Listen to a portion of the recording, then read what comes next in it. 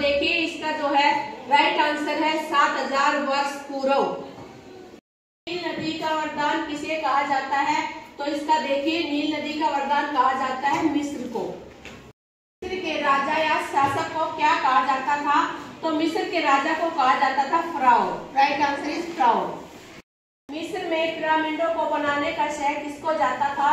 तो इसका right answer है इम्होटेप को। उत्तर मिस्र की राजधानी का नाम क्या था? तो मिस्र दो भागों में बटा हुआ था, उत्तर और दक्षिण। तो उत्तर मिस्र की जो राजधानी थी उसका नाम था बूटो। मिस्र की राजधानी का नाम क्या था? तो ये देखिए बूटो था हमारे उत्तर मिस्र की राजधानी का नाम। तो दूसरा क्या दिया हुआ है? तेखेबे। तो दक्षिण मिस्र की राजधानी का नाम था तेखेबे। पिरामिड युग में कितने राजवंशों ने शासन किया था? तो देखिए पिरामिड युग में कुल 6 शासकों ने शासन किया था। प्राचीन मिस्र में सबसे बड़ा पिरामिड किसका बना हुआ था? तो देखिए इसका जो राइट आंसर है वो है डी, गीजा का जो है सबसे बड़ा पिरामिड बना हुआ था। कहाँ पर? प्राचीन मिस्र के अंदर। क्वेश्चन है ये बहुत ही इम्पोर्टेंट है और कई बार पूछा जाता है कि प्राचीन मिस्र की लिपि क्या थी? तो ये थी चित्र लिपि, यानी चित्र के माध्यम से जो है पढ़ाई की जाती थी, लोगों को समझाया जाता था। तो ये राइट आंसर इज ए, चित्र लिपि। मिस्र के लोग किन पशुओं को पालते थे? तो देखिए मिस्र के लोग गाय, भेड़, गधे, बंदर, मुर्गी, बछड़े सभी को पालते थे। तो राइट आंसर इज डी, उपयुक्त सभी। क्वेश्चन है मेसोपोटामिया का आधुनिक नाम क्या है? तो प्राचीन तो था मेसोपोटामिया और आधुनिक क्या है? तो राइट आंसर है इसका सी, इराक। अगला क्वेश्चन है ये बहुत ही इम्पोर्टेंट क्वेश्चन है और बार बार परीक्षाओं में पूछा जाता है कि यूनान में नगर राज्यों को कहते थे, क्या कहते थे? तो यूनान के अंदर नगर राज्यों को कहते थे पोलिस। और ये बार बार आता है, इसको ध्यान से पढ़ना। की सबसे प्राचीन सभ्यता माना जाता है। तो किसी विषय की सबसे प्राचीन सभ्यता माना जाता है? तो इसका ऑप्शन है ए, मेसोपोटामिया की सभ्यता, और उसे सुमेरिया की सभ्यता भी कहा जाता है। मेसोपोटामिया की लिपि कौन सी थी?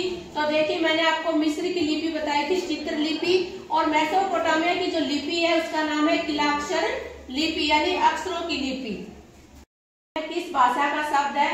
तो देखिए क्वेश्चन बहुत इंपॉर्टेंट है, ये है यूनानी भाषा का शब्द। Right answer is a. अगला क्वेश्चन है मेसोपोटामिया के लोग नरगल किसे कहते थे? तो देखिए मेसोपोटामिया के लोग कहते थे प्लेग के देवता को नरगल। मेसोपोटामिया की आरंभिक सभ्यता कौन सी थी? तो मैंने पहले भी बताया था कि मेसोपोटामिया की सभ्यता को सुमेरियन सभ्यता भी कहा जाता है। तो right answer is a, Sumerian सभ्यता। यूनानी सभ्यता में तीसरा वर्ग जो स्वतंत्र श्रमिकों का था उसे किस नाम से पुकारा जाता था?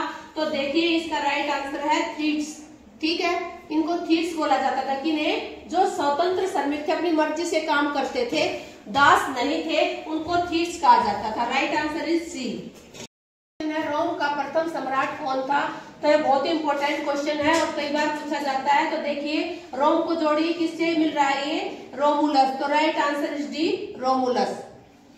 के लोगों का मुख्य व्यवसाय क्या था? तो देखिए इसमें कृषि भी लोग करते थे और पशुपालन भी होता था। तो इसका राइट आंसर है दोनों।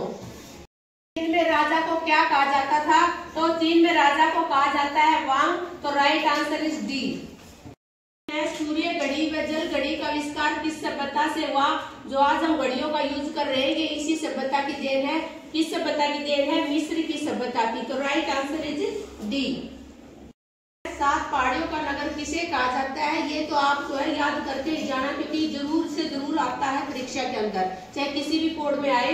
तो इसका जो राइट आंसर है वो है रोम, क्योंकि रोम जो है उसके अंदर 7 पहाड़ियां हैं, इसलिए इसे रोम को जो है 7 पहाड़ियों का नगर कहा जाता है। Right answer is C.